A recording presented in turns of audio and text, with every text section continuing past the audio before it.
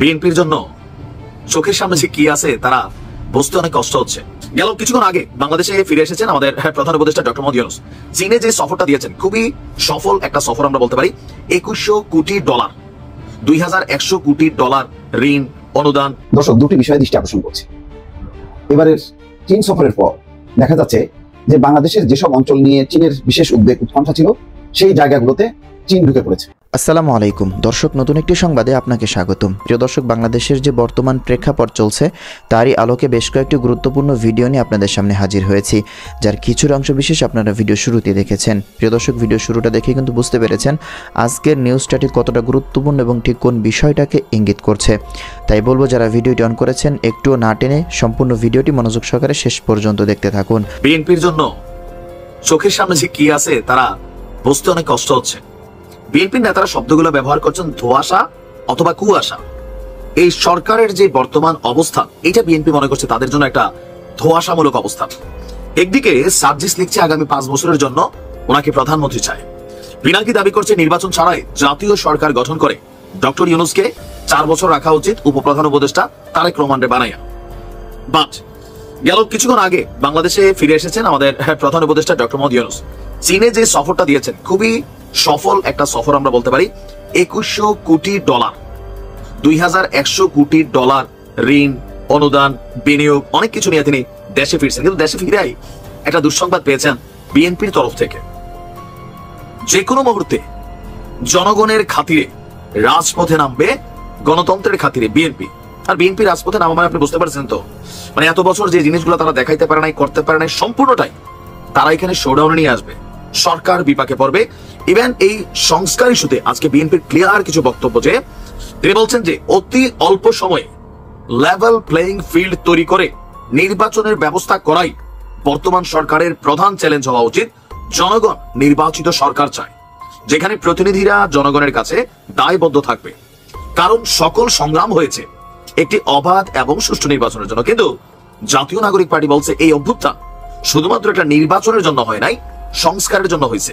বিএনপির বক্তব্য, জনগণ অনির্দিষ্টকালের জন্য এই সংস্কার তারা এই মুহূর্তে চাচ্ছে না। একদিকে যখন মির্জা ফখরুল ইসলাম তিনি এমন বক্তব্য দিচ্ছেন, অপরদিকে আমরা দেখছি যে বিএনপির আরেক নেতা জনাব রিজভী সাহেব তিনি আবার খুব কঠিন এক বক্তব্য দিয়েছেন যে নির্বাচন নিয়ে লুকোচুরি খেলা হচ্ছে। আর নির্বাচন নিয়ে সরকারের যে টাইম ফ্রেমটা, এটাও কিছুটা লুকোচুরি করা হচ্ছে, বা এটাতে বিএনপি ক্লিয়ার না। এখন এই কথাটা কেন আসছে? গেল কয়েকদিন আগে ইন্টারন্যাশনাল ক্রাইসিস গ্রুপের কাছে আমাদের প্রধান উপদেষ্টা বলছিলেন যে ডিসেম্বর অথবা মার্চ। আবার গেল 2-4 দিনের মধ্যে খবর চলে আসলো ডিসেম্বর অথবা জুন। এখন বিএনপি নিশ্চিত হতে চায় ডিসেম্বর নাকি জুন। প্রধান উপদেষ্টার কথার উপর তারা আস্থা রাখতে পারতেছে না। ইভেন উপদেষ্টা পরিষদের যে সকল সদস্যরা বিভিন্ন জায়গায় বক্তব্য দিচ্ছেন, তাদের কথাতেও বিএনপি পড়ছে অস্বস্তিতে। এর মাঝখানে হঠাৎ করে ডক্টর ইউনূসকে প্রধানমন্ত্রী চাওয়া, জাতীয় সরকার বানাইয়া প্রধান উপদেষ্টা হিসেবে আরো 3-4 বছর রাখা। আর যারা এই কথাগুলা বলছে তারা চেটু মেটু কোনো প্লেয়ার না, তারা চাইলে অনেক কিছুই করতে পারে। গত 7 মাসে এটা প্রমাণিত হয়ে গেছে। সো বিএনপি এই জায়গাতে কনসার্ন যে কোনো মূল্যে নির্বাচন করতে হবে। আর কখন কোন চিন্তা ভাবনা, ফন্দি ফিকির অথবা কোন পরিকল্পনা এই সরকার এস্টাবলিশ করে, এটা নিয়ে বিএনপি সবচেয়ে ভয় পাচ্ছে। কেন? নির্বাচন পিছাই যাবে। এখন আদৌ কি আসলে নির্বাচন ডিসেম্বরে হবে? আমার মনে হয় হবে না। তাহলে পরবর্তী স্টেপ জুন, সেইটাও এখন শঙ্কার বিষয়। কারণ পিনাকিদা তিনি খুব স্পষ্টভাবে কিছু বক্তব্য দিয়েছেন, যেগুলোকে আমি মনে করি সরকারের সাথে একটা কানেক্টিভিটি ওনারও আছে। সার্জিস হাসনাত তারাও একটা টিম পিনাকিদার সাথেই। সো মাঠের মধ্যে একটা অবস্থান তৈরি করা, সরকারের মধ্যে একটা অবস্থান তৈরি করা হইতে পারে। যার কারণে বিএনপি এখন এই ধরনের গরম গরম বক্তব্য দিচ্ছেন। ডক্টর মোহাম্মদ ইউনূস এই লম্বা একটা সফল সফর শেষে দেশে আইসা যখন এই ধরনের কথাবার্তা শুনছেন, নিশ্চয়ই ওনার কিছুটা মন খারাপ হচ্ছে। দর্শক, দুটি বিষয়ে দৃষ্টি আকর্ষণ করছি। এবারের চীন সফরের পর দেখা যাচ্ছে যে বাংলাদেশের যেসব অঞ্চল নিয়ে চীনের বিশেষ উদ্বেগ উৎকণ্ঠা ছিল সেই জায়গাগুলোতে চীন ঢুকে পড়েছে। আরেকটি বিষয় দেখবেন যে এত বড় সফলতার পরও, অর্থাৎ এই সফরকে অত্যন্ত সফল বলা হচ্ছে। বিএনপিও বলেছে তারা এই সফরকে খুবই ইতিবাচক ভাবে দেখছে। এত বড় সফলতার পরও দেশে ফিরে ডক্টর ইউনূস বগল বাজাচ্ছে না। তার পক্ষ থেকে তার কর্মকর্তারা এর বিশ্লেষণ করছে। তারা বলছে যে তিস্তা প্রকল্প এবং বাংলাদেশি শিক্ষার্থীদের উচ্চশিক্ষায় ইতিবাচক সাড়া চীনের। আরেকটি কথা বলেছে, মোংলায় আরেকটি অর্থনৈতিক অঞ্চল করতে চায় চীন।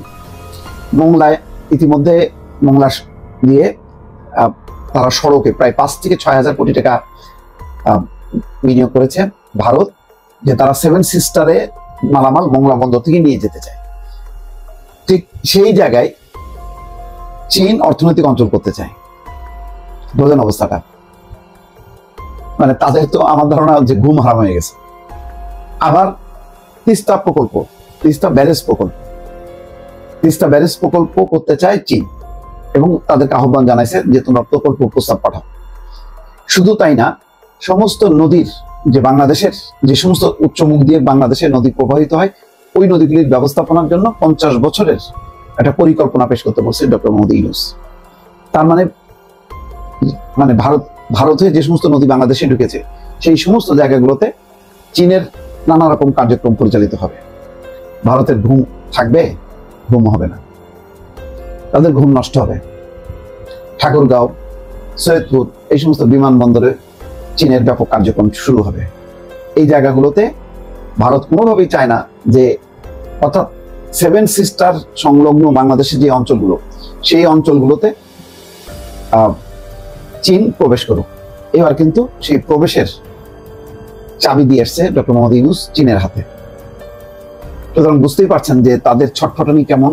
প্রাথমিকভাবেই তো বোঝা গেল যে তারা অপেক্ষা করতেছিল যে ডক্টর মোহাম্মদ ইউনূস শেষ পর্যন্ত কথা দিয়ে আসে কিনা এবং চীন আগ্রহ দেখায় কিনা। যখন দেখলো যেখানে যেখানে তাদের আপত্তি, সেখানে সেখানে মানে চীন মানে ঢুকে পড়ার একটা বন্দোবস্ত করে ফেলছে, নরেন্দ্র মোদী বলছে না, বিমস্টেকে আমি ডক্টর মোহাম্মদ ইউনূসের সঙ্গে বসবো না। এটা একটা ধাক্কা দিল, প্রতিবাদ জানালো। মুখে তো আর বলতে পারে না, বাংলাদেশ সীমান্ত অঞ্চলে বাংলাদেশ তার টেরিটরিতে কি করবে না করবে এটা তো কাউকে বলবে না। গেল এটা। আর একটা দেখেন, এবার চীন সফর নিয়ে সংবাদ সম্মেলন আয়োজন করছে ফরেন সার্ভিস একাডেমিতে। সেখানে কারা কথা বলছে? কথা বলতেছে প্রধান উপদেষ্টার high representative doctor Khalilur Rahman, তিনি ছিলেন প্রেস সচিব শফিকুল আলম, তিনি ছিলেন। তারা বক্তব্য রাখছেন এবং বলছেন যে পুরো দিকগুলো কি কি আলোচনা হয়েছে, কি আলোচনা হয়নি। আগের কথা চিন্তা করেন, মাত্র 8-10 মাস আগে, এই 8 মাস আগেই তো, কোন মাসে? এপ্রিলেই মানে গত বছর এপ্রিল গিয়েছিল শেখ হাসিনা চীন সফরে। 5 দিনের চীন সফর শেষে 4 দিন করে তাড়াতাড়ি চলে আসছে। সবাই জানে যে কিচ্ছু পায়নি, কিছু ওই এমইউ স্বাক্ষর হয়েছে, এই সংস্কৃতি বিনিময় এটা সেটা আলতু ফালতু আগরু বাগরু, আর অনুদান মানে মুখে বলছে যে 1600 কোটি টাকা দেওয়া হবে, 1.6 মিলিয়ন। তখনই অনেকে হাসাহাসি করছে যে এইগুলি বাংলাদেশের অনেক ধনীপতি আছে আর তার মাফিয়া যে ব্যবসায়ীগুলি আছে, এস আলম ভ্যাকসিন, ওদের কাছে চাইলে তো এই টাকা দিত। ব্যর্থ হয়ে তিনি চলে আসলেন। এসে তিনি তার চীন সফরের সফলতা নিয়ে ওই তল্পি বাহক সাংবাদিকদেরকে নিয়ে গণভবনে মিটিং করলেন, প্রতিবাদ এরকম করেন, প্রত্যেকটাই ওনার সফল হয়। ওখানে সেই সাফল্য তুলে ধরল। হাস্যকর ব্যাপার, কোনো লজ্জা শরম নাই। যেহেতু যদি প্রেস কনফারেন্স না করে, প্রতিবার করে, তাহলে সবাই বললো যে ও আচ্ছা, তাহলে তো চীন সফর সফল হয়নি। একজন সাংবাদিক ছিল না সেখানে প্রশ্ন করবে, এতই যদি সফল হয় তাহলে আপনি সফর সংক্ষিপ্ত করলেন কেন? এই প্রশ্ন করার মতন কেউ ছিল না। কেননা ওখানে বাছাই করা সাংবাদিকদেরকে নেওয়া হতো, নিয়ে আগরম বাগরম প্রশ্ন করা হতো। দেখলেন ওই সফরেই তো ওই সংবাদ সম্মেলনে বাঁধলো গন্ডগোল। ওখানে ওই যে কোটা, সরকারি চাকরিতে কোটা নিয়ে যে মুক্তিযোদ্ধার নাতিপুতি পাবে না, তো কি রাজাকারের নাতিপুতিরা চাকরি পাবে? দিল একেবারে আগুন ধরায়। মানে একদিকে চীন সফর তো ব্যর্থই হলো, অন্যদিকে এসে নিজের পতনটা নিশ্চিত করলো। আর ডক্টর মোহাম্মদ ইউনূস একটা সফর করার পরেও একেবারে বগল বাজাইতে বাজাইতে তিনি সাংবাদিকদের সামনে আসেননি। তার পক্ষ থেকে তার কর্মকর্তারা বক্তব্য রাখছে। পার্থক্যটা এখানেই, শেখ হাসিনা আর ডক্টর ইউনূসের মধ্যে। আর ওই যেইগুলি ব্যাপারে ভারতের আপত্তি, সেই জায়গাগুলোতে চীনকে নেই, এবার তোমরা করো। এবার এই হলো চীন সফরের 2টা বিশেষ দিক, যেটা আপনাদের সামনে উল্লেখ করলাম। দর্শক ভালো থাকবেন, আল্লাহ হাফেজ।